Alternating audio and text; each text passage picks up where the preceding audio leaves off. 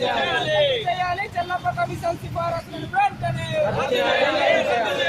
Hello విద్యార్థి, hello విద్యార్థి, hello విద్యార్థి, వర్ధిల్లాలి ఆదివాసీ పోరాటాలు, వర్ధిల్లాలి ఆదివాసీ పోరాటాలు, జోహార్ ఆదివాసీ సమర వీరులకు, జోహార్ ఆదివాసీ సమర వీరులకు, వర్ధిల్లాలి ఆదివాసీ విముక్తి పోరాటాలు, వర్ధిల్లాలి ఆదివాసీ పోరాటాలు,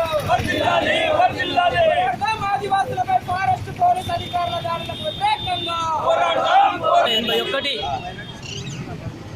ఏప్రిల్ 20న జరిగినటువంటి సంఘటన ఇంద్రవెల్లిలో ఆదివాసులను పట్టుకొని వాళ్ళు పర్మిషన్ తెచ్చుకొని ఆదివాసులు సమావేశం చేసుకుంటున్నటువంటి సందర్భంలో పర్మిషన్ తీసుకొని సమావేశం అయినప్పటికీ కూడా పోలీసులు ఎలాంటి హెచ్చరికలు లేకుండా కాల్పులు జరిపితే వందలాది ఆదివాసులు చనిపోవడం జరిగింది, వందలాది మంది గాయపడడం జరిగింది.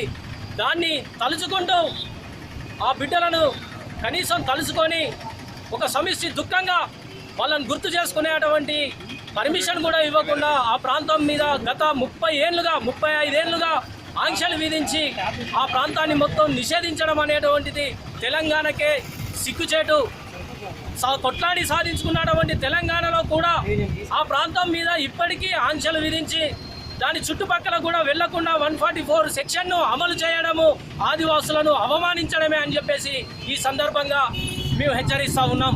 ఖచ్చితంగా ఈ ఆదివాసీ ఆ ప్రాంతం మీద ఇంద్రవెల్లి మీద ఆంక్షలను ఎత్తివేయాలి, 144 సెక్షన్ను రద్దు చేయాలి, ఆ ప్రాంతాన్ని స్వేచ్ఛగా ఎవరైనా సందర్శించేటువంటి ఏర్పాటు చేయాలి. అదేవిధంగా ఈ మధ్యలో ఏర్పాటు చేసినటువంటి చెల్లప్ప కమిషన్ కూడా ఒక దుర్మార్గమైనటువంటి కమిషను, అగ్రవర్ణాలకు అనుకూలమైనటువంటి నివేదికను ఇచ్చినటువంటి దాన్ని కూడా రద్దు చేయాలని చెప్పేసి ఈ సందర్భంగా డిమాండ్ చేస్తూ ఉన్నాం. నా పేరు Kancharla Badri, Democratic Students Union, Osmania University JS. Osmania University విద్యార్థులుగా ఇవాళ ప్రధానంగా ఒక 3 డిమాండ్లతో కొనసాగుతూ ఉన్నాం. ముఖ్యంగా ఈరోజు ప్రారంభమైనటువంటి యాత్ర ఇవాళ కరీంనగర్ పట్టణానికి చేరుకున్నది, రేపు ఇంద్రవెల్లికి చేరుకుంటూ ఉన్నది. ముఖ్యంగా ఈ ప్రభుత్వానికి ఒకటి చెప్పదలుచుకున్న విషయం ఏమంటే, ఈ తెలంగాణ ఆదివాసీ ప్రజల మొత్తం కూడా అమరులైనటువంటి దినాన్ని తెలంగాణ ప్రజల స్వేచ్ఛాయుత వాతావరణంలో నివాళులర్పించుకునే అవకాశాన్ని కల్పించాలి. అట్లానే ఆదివాసీ జాతిని మొత్తం కనుమరుగు చేసి ఆర్థికంగా, సామాజికంగా, రాజకీయంగా మొత్తం కూడా వెనుకతోపే ప్రయత్నాలు ఇవాళ చెల్లప్ప కమిషన్ నిర్వహించి ఉన్నది కనుక దాన్ని రద్దు చేయాలని, అట్లానే ఆదివాసులపై అమలుతున్నటువంటి గ్రీన్ హ్యాండ్ రద్దు చేయాలని 3 డిమాండ్లతో ఇవాళ చలో ఇంద్రవెల్లి పిలిపించినాం. అందులో భాగంగా అన్ని విద్యార్థి సంఘాలు అందరూ కూడా కలిసి రావాలని, దీన్ని విజయవంతం చేయాలని చెప్పేసి కోరుతా ఉన్నాం. నా పేరు మద్దిలేటి, తెలంగాణ విద్యార్థి వేదిక రాష్ట్ర ప్రధాన కార్యదర్శి. రోజు ఉస్మానియా యూనివర్సిటీ మేము సహితం తెలంగాణ ఉద్యమంలో ఆ రోజు ఆ సీమాంధ్రను తరిమి కొట్టినట్టుగానే ఇవాళ ఏ ఆదివాసులు అయితే హక్కులున్నాయో ఆ హక్కులు 1981లో కాంగ్రెస్ ప్రభుత్వం ఏ కాల్పులైతే కాల్చి చంపిందో అందులో 80 కన్నా పై చిరుకులు చనిపోయారు. అదే మాదిరిగా వందలాది మంది గాయపడ్డారు. మరి ఈ పోలీసులు అయితే అప్పుడు కాంగ్రెస్ ప్రభుత్వంలో జరిగింది. మరి ఈ తెలంగాణ ప్రభుత్వంలో కూడా ఈ ప్రభుత్వం ఇలా కేసీఆర్ ప్రభుత్వం 1200 అమరుల సాక్షిగా వచ్చిన ప్రభుత్వం, ఈ ప్రభుత్వం కూడా నాది మావోయిస్ట్ ఎజెండా అని మావోయిస్ట్ పేరు మీద చెప్పి ఒక మీటింగ్ పెట్టినా కానీ, లేకుంటే ప్రజా సంఘాల గురించి ఒక మీటింగ్ పెట్టినా కానీ వాళ్ళని అరెస్టు లేకుంటే ఎన్కౌంటర్. మరి ఈ ప్రభుత్వం ఆ ప్రభుత్వం తేడా లేకుండా ఉన్నది కనుక ప్రజాస్వామ్యాన్ని నిలబెట్టడానికి మేము సైతం విద్యార్థులమని ఇలా ఉస్మానియా నుంచి బయలుదేరింది.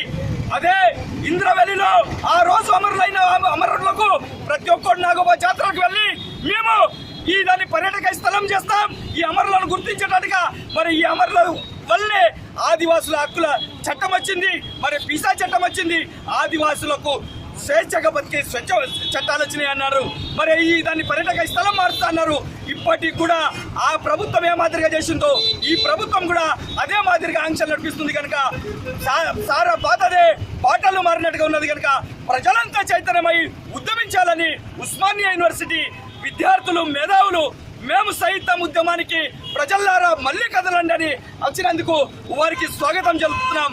మరి మీడియా మిత్రులకు మళ్ళీ ఒకసారి గుర్తు చేస్తున్నాం, కేంద్ర ప్రభుత్వం ముస్లింలు కనబడితే ఉగ్రవాదులు, దళితులు కనబడితే అంటరాని వాడు, బీసీలు కనబడితే ఏమీ రాని వాడు అన్నట్టుగా కొనసాగుతున్న మనువాద పాలన అటు మోదీ